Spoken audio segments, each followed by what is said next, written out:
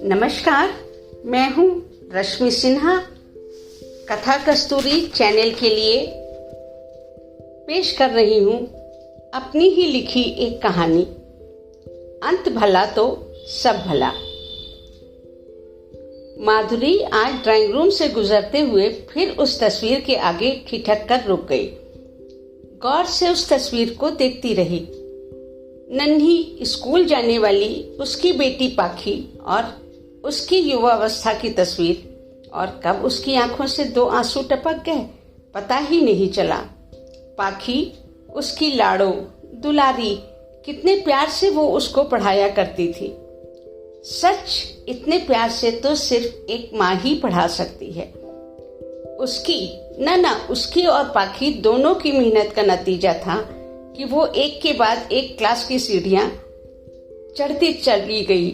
बहुत मन था माधुरी का कि पहले पाखी अपनी पढ़ाई पूरी करके अपने पैरों पर खड़ी हो ले, तभी उसकी शादी करूंगी। कोई डोरबेल बजा रहा था और माधुरी चौंक कर वर्तमान में वापस आई। दरवाजा खोला, रजनी थी, उसका शाम का खाना बनाने वाली लड़की। ओफो भाभी, कितनी देर से घंटी बजा रही हूँ, कहाँ थी आप? मैं वापस जाने ही वाली थी। कुछ नहीं, जरा झपकी आ गई थी, जवाब दिया माधुरी ने। सुन रजनी, एक कप बढ़िया सी चाय पिला दे, सर भारी हो रहा है। कहते हुए माधुरी अपने कमरे की ओर बढ़ गई। और हाँ, वो फिर मुड़ी। आज पेट भी भरा भरा सा लग रहा है, सिर्फ खिचड़ी और चटनी बना लेना। जो हुक्म मेरी भाभी जी, मुस्कुराई रजनी। अभी चाय लाती हूँ। चाय का कप उसके हाथ में पकड़ाकर रजनी फिर रसोई घर की ओर मुड़ गई। माधुरी फिर पाखी के ख्यालों में। पाखी को पढ़ाते हुए समय पंख लगाकर उड़ गया। अब वो कॉलेज में थी। समय का ये दौर वो था जब अचानक ही उसके पति अक्षत बीमार पड़े। अक्षत से उसका रिश्ता एक खूबसूरती से निभाया जाता रिश्ता था, दिमाग से निभाया जाता। कभी कभी तीखी झड़पें भी हो जाती, पर अधिकतर समय माधुरी उनके कटु बोल सुनकर भी अनसुना करना सीख गई थी। पर उनके कार्य पर चले जाने के बाद रोती भी जरूर, और पाखी इन झगड़ों और रोने की मूक दर्शक रहती। यही वजह थी कि वो बड़ी होते होते माँ की तरफ झुकती गई और पापा से उसका वार्तालाप सीमित होता गया। अक्षत की बीमारी, पाखी और माधुरी की अथक भागदौड़ के बाद भी उसकी जान लेकर ही गई थी। फिर सब कुछ धीरे धीरे सामान्य होता गया था और जिंदगी ने एक नई करवट ली थी। प्रगाढ़ होते गए थे माँ बेटी के रिश्ते। घूमना, खाना, खुलकर हंसना, कितना कुछ था जीवन को जीवन कहने लायक। सोचकर माधुरी मुस्कुरा दी। अचानक ही फिर दरवाजा खुला, तंद्रा भंग करने के लिए। उफ, अब क्या सोचकर हंस रही हो? रजनी थी ये। अब हर बात तुझे बताऊं? क्यों हंस रही हूँ, क्यों रो रही हूँ? हंसते हुए माधुरी ने कहा था। रजनी भी मुस्कुराई। मत बताओ, उठकर दरवाजा तो बंद कर लो। अच्छा, कहकर माधुरी उठी थी, दरवाजा बंद किया। रजनी डाइनिंग टेबल कायदे से लगाकर गई थी। डोंगे में खिचड़ी, एक बोल में चटनी और सलाद। भूख भी लगाई थी। खाना खाकर थोड़ी देर टीवी देखा, फिर बिस्तर पर लेट गई। वो यादों की टूटी कड़ियां फिर जुड़ने लगी थी। पाखी, जो अब MBA कर रही थी, बदलने लगी थी। कभी छोटी बात पर चिड़चिड़ा जाती तो कभी पलटकर जवाब दे देती। धैर्य से सुनती वो ये सब।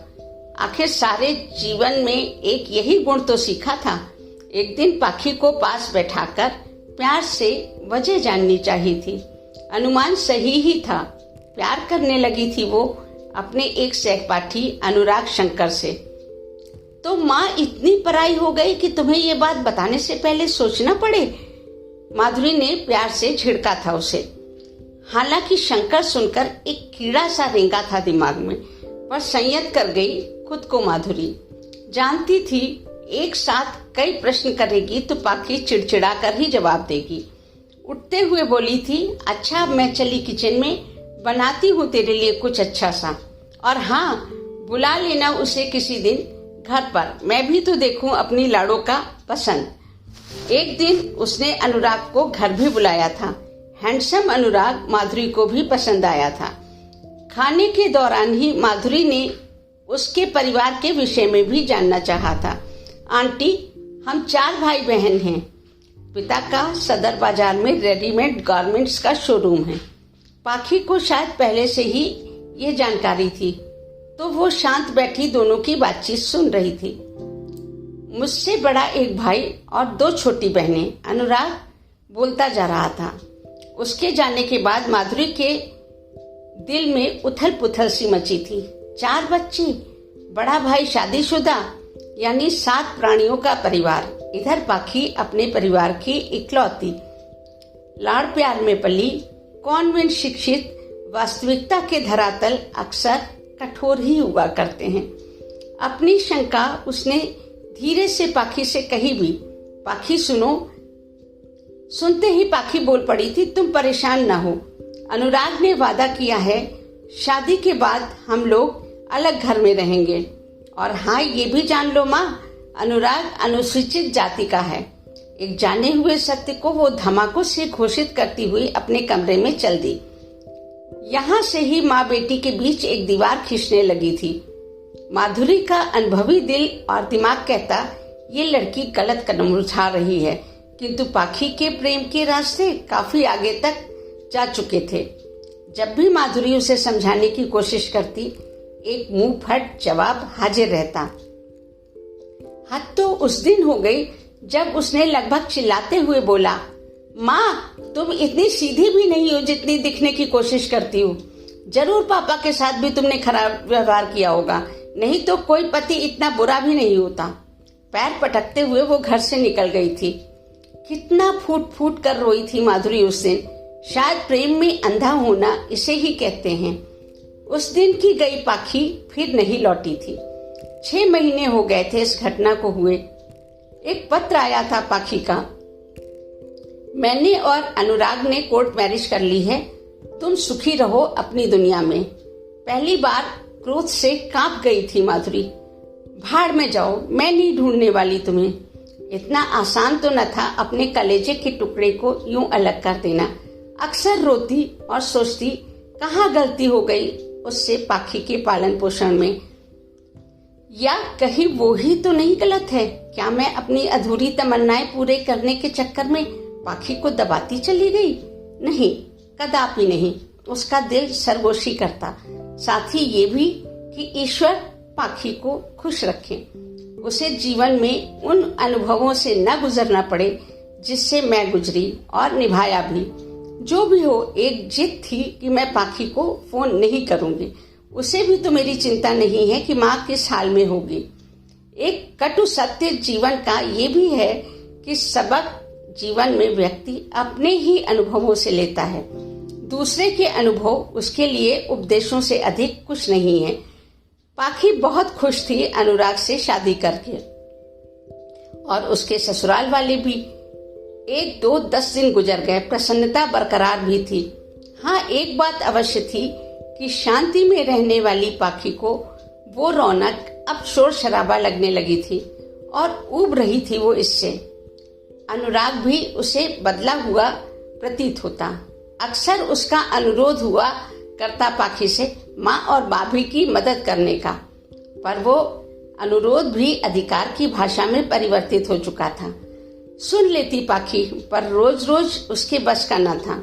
एक आध बार दबे स्वर में उसी शहर में अलग मकान लेने को कहा तो बिफर गया। कैसी बातें करती हो, माँ पिता से अलग हो जाऊं? भाभी ने कभी भाई से ऐसे कहा होगा क्या? 6 महीने काफी होते हैं छोटी मोटी कहासुनी को तकरार में बदल जाने को। पाखी अपने कमरे में लेटी आज माँ के बारे में सोच रही थी। कैसी होंगी वो, क्या क्या न बोला था उन्हें। टप टप आंसू बहने लगे थे उसकी आंखों से। 2-3 बार मोबाइल से नंबर मिलाया और काट दिया। हिम्मत ही न थी, किस मुंह से बात करती।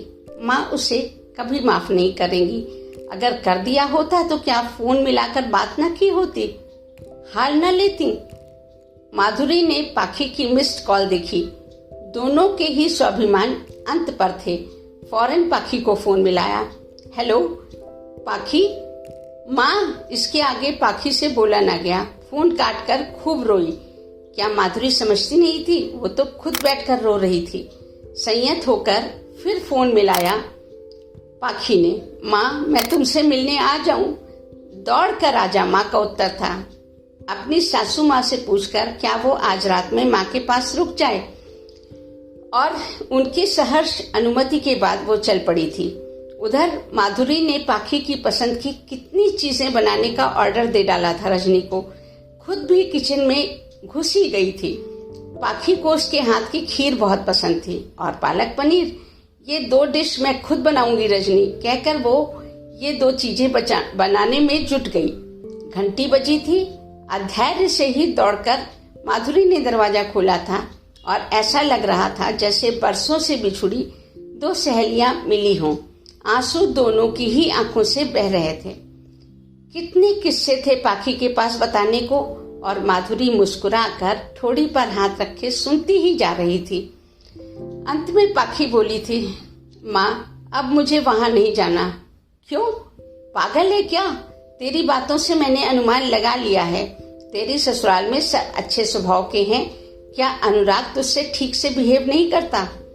करता है, पर 8 लोगों के परिवार में कोई प्राइवेसी नहीं है, और हम दोनों का झगड़ा इसी बात को लेकर होता है। पागल है तू। अच्छा घर और अच्छा वर मुश्किल से मिलता है।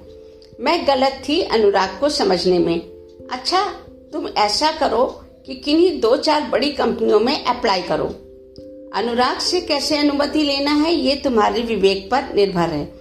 हो सकता है ये दूरी अनुराग को भी सोचने का समय दे दे।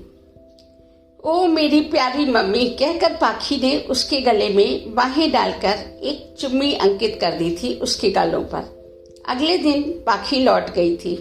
शीघ्र ही उसे पाखी के बेंगलोर के एक मल्टीनेशनल में अपॉइंटमेंट की सूचना मिली थी। जाहिर था कि अनुराग की सहमति थी। अनुराग को भी शांति से सोचने का समय था। अब वो पाखी के एंगल से भी सोच पा रहा था। कोशिश थी उसकी भी बेंगलोर पहुंचने की। एक परिवार टूटते टूटते बचा था। क्यों न बचता? 2 समझदार महिलाओं के अनुभव काम में आए थे। तो ये तो थी मेरी लिखी हुई एक कहानी।